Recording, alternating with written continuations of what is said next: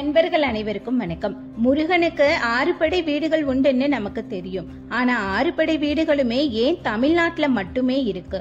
அதனாலதான் தமிழ் கடவுள் முருகன்னு நாம சொல்றோமா அப்படிங்கறதையும் 6 படை வீடுகளும் உருவான புராண வரலாறையும் இந்த ஒரே வீடியோல நீங்க பார்க்கலாம். நீங்க முதலா நம்ம சேனலை பாக்குறீங்கன்னா நம்ம சேனலை சப்ஸ்கிரைப் பண்ணிக்கோங்க. அப்படியே பக்கத்துல இருக்கிற பெல் ஐகானையும் கிளிக் பண்ணிக்கோங்க. முருகனின் முதல் படைவீடான திருப்பரங்குன்றத்தை பத்தி பார்க்கலாம். முருகன் சுப்பிரமணியன் ஆன பிறகு செந்தூரன் சூரபத்மனை வதம் செய்ததற்காக பரிசாக இந்திரன் தன் புதல்வியாகிய தெய்வானையை திருப்பரங்குன்றத்துல திருமணம் செஞ்சு கொடுத்திருக்காரு. அதனால முருகன் இங்கே திருமண கோலத்துல காட்சி கொடுக்கிறாரு. இங்க முருகன் கோவில் அமைந்திருக்கும் குன்று சிவன் வடிவில் அமைஞ்சிருக்கும். பரம்பொருளான சிவபெருமானே இங்கு குன்றாக நிற்கிறதால குன்றநாதன் என்ற பெயரோடு திரு சேர்க்கப்பட்டு திருப்பரங்குன்றம் என்று வழங்கப்பட்டிருக்கு. அது மட்டும் இல்லாமல் இந்த குன்று வடக்கில் இருந்து பார்ப்பதற்கு கைலாயம் போலவும், கிழக்கில் இருந்து பார்ப்பதற்கு பெரும் பாறை போலவும், தெற்கில் இருந்து பார்ப்பதற்கு பெரிய யானை படுத்திருப்பது போன்றும், மேற்கில் இருந்து கிழக்கில் பார்த்தால் சிவலிங்க வடிவமாகவும் காட்சி கொடுக்குது. எங்கேயும் பார்க்க முடியாத ஒரு அதிசயம்னு சொல்லலாம். ஒருமுறை கைலாயத்தில் சிவபெருமான் பார்வதி தேவிக்கு தெய்வங்களுக்கு உரிய தேவாம்சம் பொருந்திய மந்திரங்களை உபதேசிச்சுட்டு இருந்திருக்காரு. தன் தாயின் மடியில் உட்கார்ந்து இருந்த முருகப்பெருமானும் இந்த உபதேசத்தை தன் காதார கேட்டிருக்காரு. புதிய மந்திரத்தை குருவின் மூலமா தான் கத்துக்கணும். ஆனா அறக்குறையா தெரிஞ்சுக்கிட்டா அது பாவங்கிறதால பாவத்தை போக்குறதுக்காக முருகப்பெருமான் திருப்பரங்குன்றம் வந்து தவம் மேற்கொண்டிருக்காரு.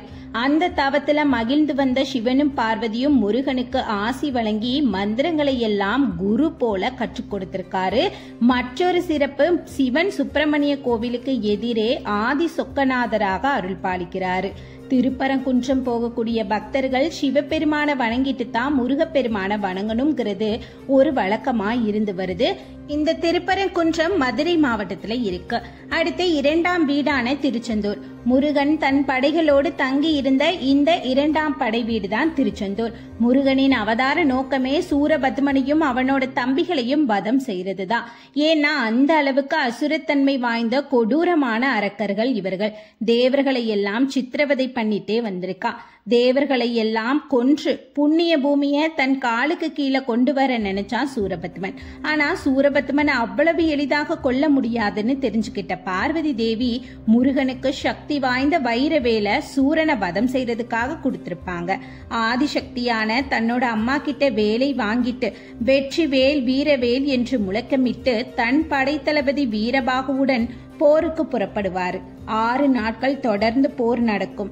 2 பக்கமும் பல பேர் தாக்கப்படுறாங்க. சூரபத்மனால முருகனின் தாக்குதலுக்கு ஈடு கொடுக்க முடியாம தப்பிக்கிறதுக்காக மாமரமாக மாறி அதுக்குள்ள போய் ஒளிஞ்சிருக்கான். அப்போ முருகன் அவங்க அம்மா கொடுத்த சக்தி வாய்ந்த வேளால அந்த மாமரத்தை தாக்கி சூரனை மயிலாகவும் சேவலாகவும் மாத்துவாரு.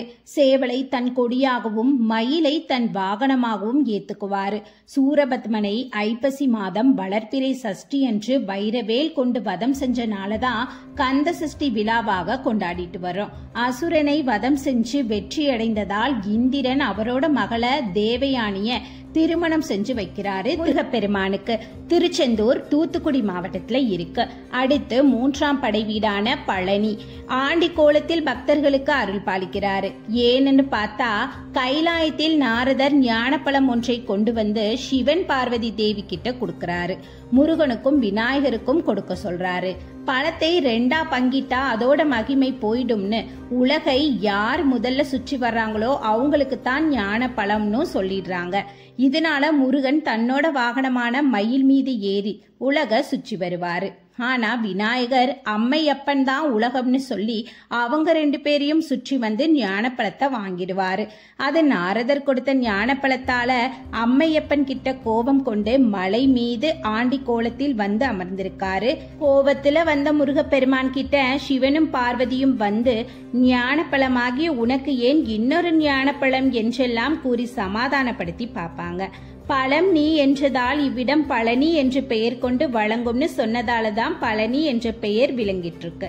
இங்க இருக்கிற முருகன் சிலை நவபாஷாணத்தால ஆனது. போகர் என்ற சித்தரால உருவாக்கப்பட்டது.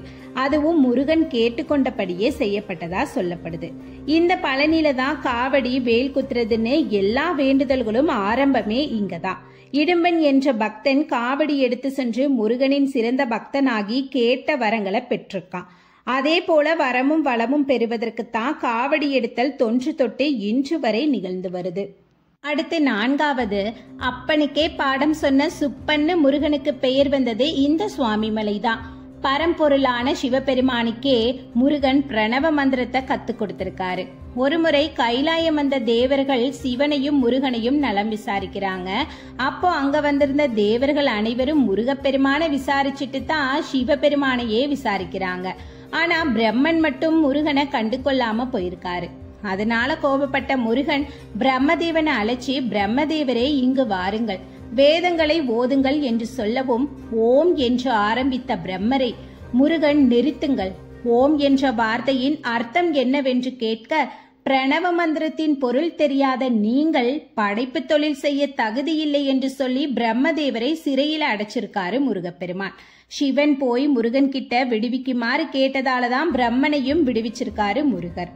பிரம்மாவுக்கே தெரியாத ஓம் எனும் பிரணவ மந்திரத்தை எனக்கு உபதேசம் செய்யென்று கேட்டுக்கொண்டதன்படி ஓம் எனும் பிரணவ மந்திரத்தை உபதேசம் செஞ்சிருக்காரு முருகப்பெருமான் சிவபெருமானுக்கு. அந்த இடம்தான் சுவாமிமலை.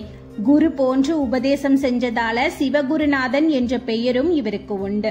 சுவாமிமலை தஞ்சாவூர் மாவட்டம் கும்பகோணத்துல அமைஞ்சிருக்கு.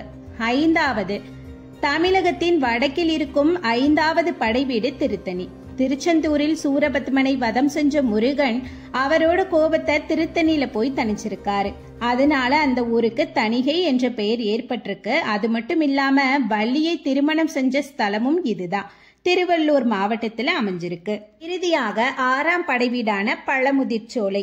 இங்கு முருகப்பெருமான் அவ்வை பாட்டியிடம் சுட்ட பழம் வேண்டுமா சுடாத பழம் வேண்டுமா என்ற கேள்வி கேட்கவும், அவ்வை பாட்டி நீ சாதாரண மானிட பிறவி இல்லைன்னு தெரிஞ்சுக்கிட்டாங்க.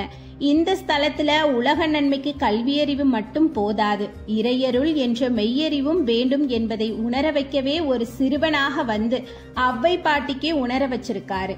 பழமுதிர்ச்சோலை மதுரை மாவட்டத்துல அமைஞ்சிருக்கு. புராணங்களின்படி சிவபெருமானின் நெற்றிக்கண் திறக்கப்பட்டு அக்னி சுவாலைகள் சரவண பொய்கை ஆற்றில் வந்து விழ ஆசுரர்கள் வதம் செய்வதற்காகவும் 6 குழந்தைகள் பிறக்கிறாங்க. அந்த 6 குழந்தைகள் 6 கார்த்திகை பெண்கள் கிட்ட வளர்க்கப்படுறாங்க. தமிழ் கடவுள் முருகனுக்கு செய்யோன் என்ற பெயர் உண்டு. செய்யோன் என்றால் குறிஞ்சி நிலத்து தலைவன் என்றும் சிவந்த நிறம் உடையவர் என்றும் அர்த்தம். தொல்காப்பியத்தில் 2500 ஆண்டுகளுக்கு முன்பே முருகனை செய்யோன் என்று குறிப்பிட்டிருக்கார்.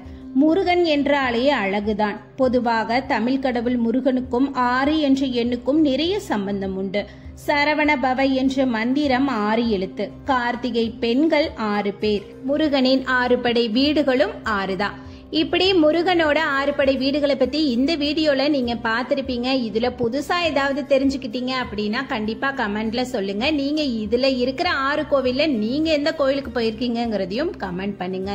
மீண்டும் அடுத்த சுவாரஸ்யமான வீடியோல பார்க்கலாம். அது வரைக்கும் நன்றி, வணக்கம்.